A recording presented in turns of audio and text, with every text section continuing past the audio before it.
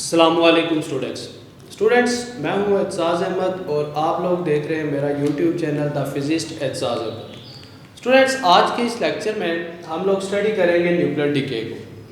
तो nuclear decay basically है क्या चीज़?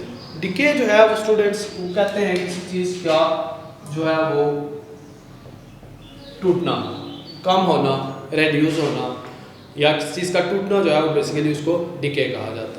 न्यूक्लियर डिके का मतलब फिर ये हुआ कि न्यूक्लियस जो होता है, न्यूक्लियस का टूटना, यानी कि न्यूक्लियस जो है वो क्या करता है, ब्रेक होता है। तो न्यूक्लियर डिके जो है बेसिकली इसके लिए डिफरेंट जो है वो साइंटिफिकली जब आप फिजिक्स के अंदर बेसिकली इसको स्टडी करते हैं तो डिके के लिए डिफरेंट जो है वो वर्ड्स यूज़ होते हैं। लाइक इसको हम जो है वो न्यूक्लियर डिसइंटीग्रेशन भी कहते हैं, यानी कि डिके जो है आल्सो डिसइंटीग्रेशन, या इसको जो है वो transmutation. These are the different names for the nuclear decay. So nuclear decay or transmutation or nuclear disintegration is the process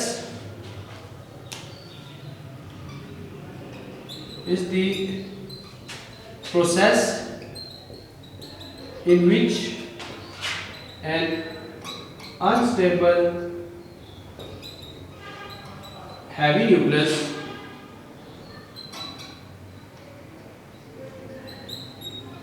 breaks into lighter and relatively stable nuclei। तो nuclear disintegration या nuclear decay एक ऐसा process है जिसमें कि एक heavy unstable nucleus जो होता है वो ब्रेक होता है और उससे स्मॉल न्यूक्लियाइड्स बनते हैं। वो लाइटर न्यूक्लियाई जो होते हैं वो as compare to the heavy nucleus क्या होता है, वो स्टेबल होते हैं। तो this is called the basically nuclear disintegration या न्यूक्लियर डिके। तो न्यूक्लियर डिके का जो प्रोसीजर है इसमें होता यह है कि आपके पास कोई एक हैवी न्यूक्लियस होगा, लाइक हम कह लेते हैं तो कोई एक हैवी न्यूक्लियस है दैट इज एक्स, यानी कि इसको आप पेरेंट न्यूक्लियस कहते हैं। ये जब ब्रेक होता है तो ये किसी एक वाई, यानी कि इसको हम कहते हैं कि ये डॉटर न्यूक्लियस है, डॉटर न्यूक्लियस में आता है, प्लस ये साथ पे जो है वो कोई रेडिएशन एमिट करता है और प्लस जो है वो साथ में हमें कुछ ना कुछ जो है वो एनर्जी भी मिलती है। These radiations could be alpha, beta और गैमा रेडिएशंस। तो इनमें से कोई रेडिएशंस। तो बेसिकली न्यूक्लियर डिके जो है वो प्रोसीजर बेसिकली ये है कि एक पेरेंट न्यूक्लियाई या एक हैवी न्यूक्लियस जो है वो ब्रेक करता है, एक नया न्यूक्लियस बनता है, इसको डॉटर न्यूक्लियाइड कहते हैं। साथ में रेडिएशंस एमिट होती है, that radiations could be alpha, beta और गैमा रेडिएशंस, और प्लस साथ में क्या होता है कि एनर्जी भी मिलती है हमें। तो अल्फा, बीटा और गैमा रेडिएशंस के अलावा कुछ रेडियो आइसोटोप्स होते हैं, आर्टिफिशियल रेडियो आइसोटोप्स भी स्टूडेंट्स बनाए जाते हैं, यानी रेडियो आइसोटोप्स तो आर्टिफिशियल होते हैं वो आर्टिफिशियल जो रेडियो आइसोटोप्स हैं उनके अंदर उनसे कभी कभार ये जो रेडिएशंस होती हैं इनमें जो आपके प्रोटॉन या जो न्यूट्रॉन होते हैं वो भी एमिट होते हैं। तो रेडिएशंस जो है वो as compare in case of radio isotopes, ये जो फोटॉन्स होते हैं यानी प्रोटॉन्स और न्यूट्रॉन्स है, ये भी एज अ रेडिएशंस आपको वहाँ पे मिल सकते हैं। बट हमारा जो सिलेबस है उसमें हम देखेंगे कि ये तीन तरह की जो रेडिएशंस हैं जब ये एमिट होती हैं तो फिर उससे आगे किस तरह से उनका जो है वो प्रोसीजर होता है। तो फर्स्ट ऑफ ऑल हम स्टार्ट करते हैं। ये जो डिके है इसकी हमारे सिलेबस में तीन तरह के टाइप्स है और उनमें नंबर 1 है that is called alpha decay, यानी द प्रोसेस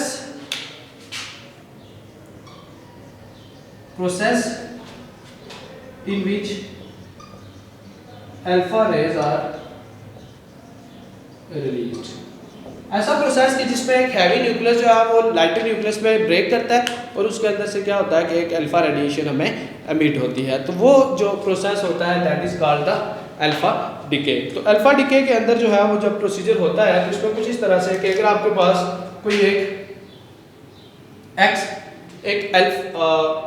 हमारा हैवी न्यूक्लियस है जिसका कि हमारे पास जो एटॉमिक नंबर है और मैच नंबर है आपको पता है Z और A के साथ इसको लिखते हैं। जब ये डिके होता है तो यहाँ से एक तो y एलिमेंट बनता है प्लस यहाँ से हमें एक अल्फा रेडिएशन मिलती है जो कि बेसिकली हीलियम होता है, यानी 2,4 हीलियम होता है। तो ये जो Z है इसके अंदर से -2 और जो A है इसके अंदर से -4 हो जाएगा और प्लस हमें यहाँ से क्या होगा कि एक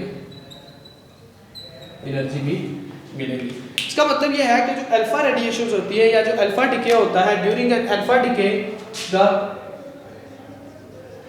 atomic number of heavy nucleus decrease by 2 and mass number by 4 units. तो अल्फा डिके के अंदर क्या होता है कि जो एटॉमिक नंबर होता है, यहाँ पे एटॉमिक नंबर कितना है Z है, कितना रिड्यूस हो जाता है -2 हो जाता है, और जो मैस नंबर होता है वो कितना हो जाता है -4, और उसमें से एक हीलियम 2,4 जहाँ हमें मिलता है। तो याद रखेंगे कि जो ये पूरा डिके होता है इसके अंदर आपका जो चार्ज होता है वो कांस्टेंट रहना चाहिए, या आप कहते हैं उसको कि कंजर्व रहना चाहिए। अब देखिए यहाँ पे अगर A है तो यहाँ पे 4 इधर चला गया तो इसमें से A -4, एक एग्जांपल मैं लिखूंगा उसमें आप इसको ज़्यादा बेहतर तरीके से जो है वो कर सकते हैं। मसलन हमारे पास रेडियम है 88,226 फॉर एग्जांपल,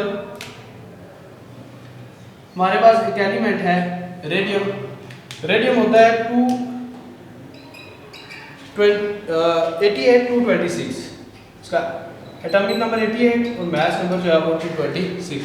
जब ये ब्रेक करता है तो ब्रेक करने के बाद इससे हमें रेड ऑन मिलता है, और रेड ऑन होता है 86 और 222, और प्लस इसमें से हमें हीलियम मिलता है 24, और प्लस यहाँ से हमें कुछ एनर्जी भी हासिल होती है।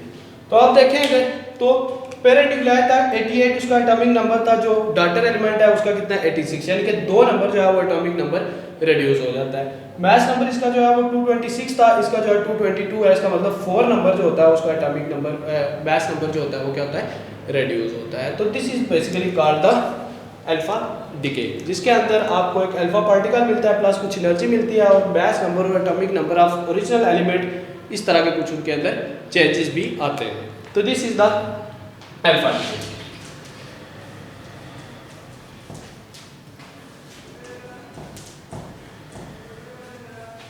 उसके बाद है आपके पास दूसरा student that is beta decay,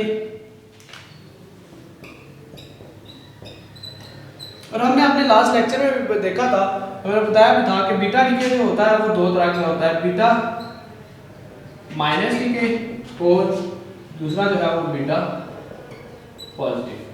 तो 2 तरह का जो है वो बीटा डिके होता है, बीटा नेगेटिव और बीटा पॉजिटिव। तो बीटा नेगेटिव और बीटा पॉजिटिव जो 2 तरह के डिकेज होते हैं, इसमें बीटा माइनस डिके होता है, इसमें क्या होता है कि आपके पास एक फास्ट मूविंग इलेक्ट्रॉन जो होता है वो एमिट होता है। In beta minus a fast moving electron emits from जो पेरेंट न्यूक्लियस। यानी होता यह है कि आपके पास अगर कोई एक एलिमेंट है लाइक x, एक एलिमेंट है हमारा, तो उसका Z जो A है, जब इसका डिके होता है तो डिके के दौरान जो y एलिमेंट बनता है उसमें आपके पास आ जाता है Z, और यहाँ से हमें प्लस एक बीटा मिलता है दैट इज -1 0। एटॉमिक नंबर उसका जो है वो -1 होता है, और जो यानी कि आप समझ लें कि इलेक्ट्रॉन हमें जो मिलता है, ठीक है, तो इलेक्ट्रॉन जो है वो माइनस, इसका मतलब है ये 1 हो जाएगा और ये जिस तरह से है उसी तरह से रहेगा। और ये जो प्रोसीजर होता है, यानी कि जब आपके पास बीटा माइनस प्रोसेस होता है या बीटा माइनस डिके होता है, उसके अंदर जो ओरिजिनल एलिमेंट है लाइक हम कार्बन को ले लेते हैं, कार्बन 6 12, तो जब ये डिके करेगा तो यहाँ से हमें सोडियम नाइट्रोजन जो है वो मिलेगा जो कि 7 और 12 होता है, प्लस इसमें से एक इलेक्ट्रॉन -1 0। तो इन बीटा नेगेटिव जो डिके है वो atomic number increase by 1 and mass number remain 7। तो बीटा माइनस डिके के अंदर आपको एक इलेक्ट्रॉन मिलता है, इलेक्ट्रॉन की वजह से एटॉमिक नंबर जो है 1 यूनिट इंक्रीज हो जाता है, और मैथ नंबर जो होता है वो सेम रहता है। अब अगर इसमें देखें यहाँ पे 12 है, यहाँ पे 12 plus 0 12 constant atomic math number, यहाँ पे 6 है, यहाँ पे 7 और -1 करेंगे तो वापस आंसर वो भी क्या है 6। तो एटॉमिक नंबर या चार्जेस जो होते हैं वो थ्रू आउट क्या रहते हैं सेम रहते हैं। इसी के साथ बीटा पॉजिटिव है, तो बीटा पॉजिटिव के अंदर a fast moving positron emits. इसमें क्या होता है कि एक फास्ट मूविंग पॉजिट्रॉन जो एमिट होता है, लाइक अगर आपके पास एक x है यानी कि z से जब एमिट होगा तो यहाँ से आपको एक एलिमेंट मिलेगा y that will be z-1, a उसी तरह रहेगा प्लस यहाँ से एक आपको +1 and 0 एक पॉजिट्रॉन जो है वो प्लस चार्ज के साथ मिलता है। तो इसकी जो एग्जांपल है उसमें हमारे पास Np है 93 231,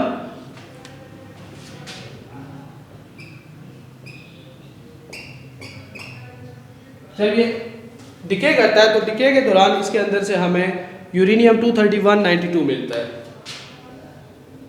92 231 प्लस यहाँ से एक पॉजिट्रॉन मिलता है +1 0 के साथ। तो this is the beta negative. और बीटा पॉजिटिव डिके के अंदर क्या होता है कि जो एटॉमिक नंबर है वो डिक्रीज 93 था, यहाँ पे 92 decrease by 1 and mass number will remain same. तो this is the beta negativity. तो बीटा डिके के अंदर क्या है आपके पास कि मास नंबर सेम रहता है, एटॉमिक नंबर डिपेंड करता है कि अगर आपको पॉजिट्रॉन मिल रहा है या इलेक्ट्रॉन मिल रहा है तो उस सूरत में उसका जो एटॉमिक नंबर है उसके ऊपर क्या जो है वो फर्क पड़ता है। तो ये हमने इसमें देखा।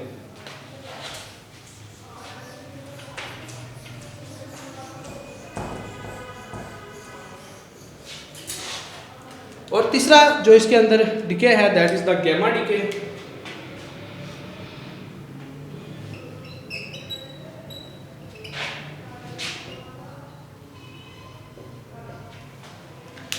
गैमा डिके के अंदर atomic number and mass number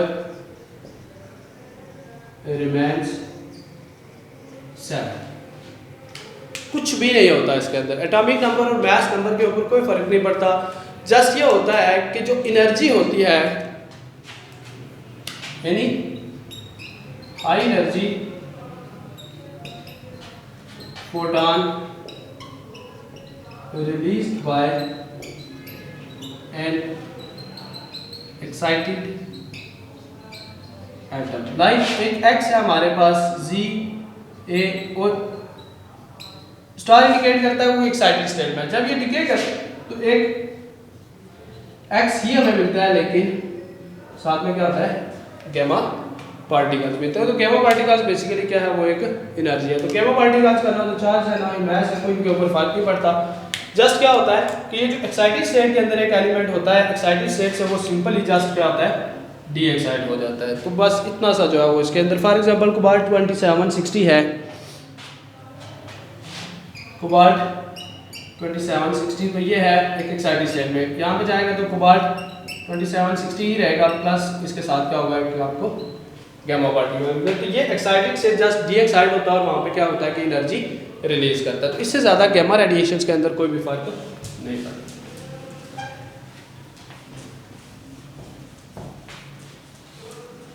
तो ये तीन तरह के हमारे डिफरेंट जो है वो रेडिएशंस थी जो कि एमिट होती हैं ड्यूरिंग अ डिके प्रोसेस। तो होप्स हो कि ये लेक्चर आपको क्लियर होगा। अगर इससे रिलेटेड आपके पास कोई क्वेश्चन है तो वो आप कमेंट सेक्शन में पूछ सकते हैं। इंशाल्लाह I will answer your questions. Thank you so much.